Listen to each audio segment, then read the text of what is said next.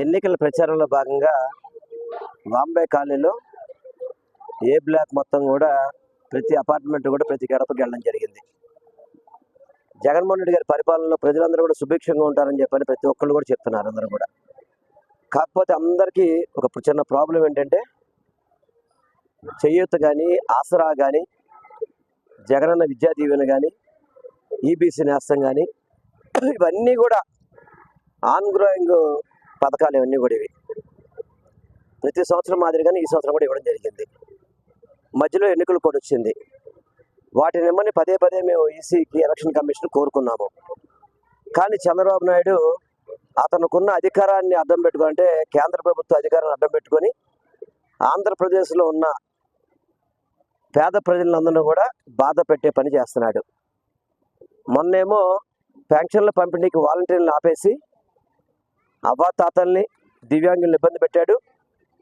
ఈరోజేమో చేయూత కానీ, ఆసరా కానీ, విద్యా దీవెన కానీ, ఈబీసీ నేస్తం కానీ వీటన్నిటికి కూడా ప్రభుత్వంలో నిధులు ఉన్నాయి. ఇవ్వాల్సిన బాధ్యత ప్రభుత్వానికి ఉంది. ప్రతి సంవత్సరం మాదిరిగానే ఈ సంవత్సరం కూడా ఇవ్వాల్సిన అవసరం ఉంది.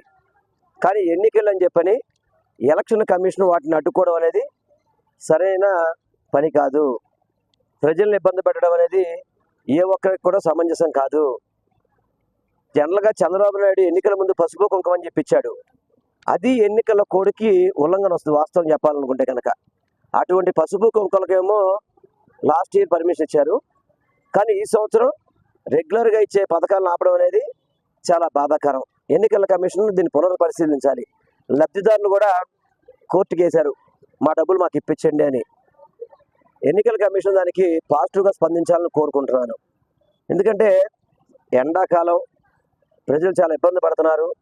ప్రజలకి చేయూత అనేది ఏంటంటే మహిళలు వ్యాపారానికి వాడుకోవడానికి, వాళ్ళు ఈ డబ్బులను నమ్ముకొని వేరే వ్యాపారాల్లో వ్యాపారాలు చేసుకోవడానికి కొన్ని కమిట్మెంట్స్ ఇచ్చుంటారు.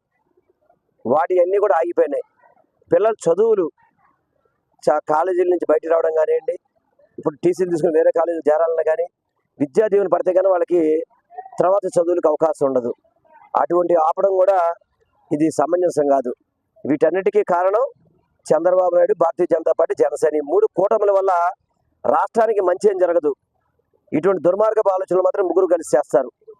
ఈ కూటముల వల్ల మన రాష్ట్రానికి కేంద్ర ప్రభుత్వం నుంచి ₹1 అదనమైన సహాయం ఉండదు. కానీ ఇటువంటివి పిచ్చి పిచ్చి పనులు, దుర్మార్గపు ఆలోచనలు చేస్తుంటారు.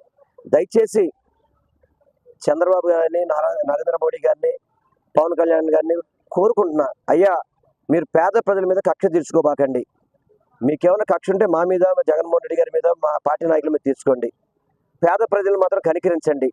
పేద ప్రజలను ఇబ్బంది పెట్టబాకండి. చేదురాగా అక్కలు ఇబ్బంది పడుతున్నారు.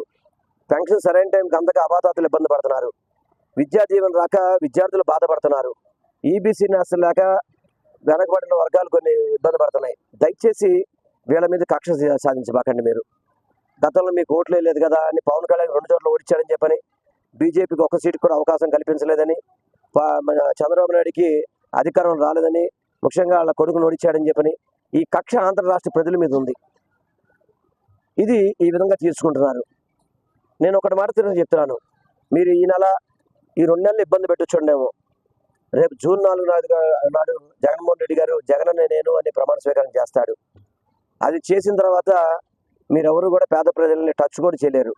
జగన్మోహన్ రెడ్డి గారు ఆ విధంగా కవచంలాగా వాళ్ళకి అండగా ఉంటారు అని చెప్పని తెలియపరుచుకుంటూ ఈ దుర్మార్గపు రాజకీయాలు మానుకోవాలని మాత్రం చంద్రబాబుని కోరుకుంటున్నాను.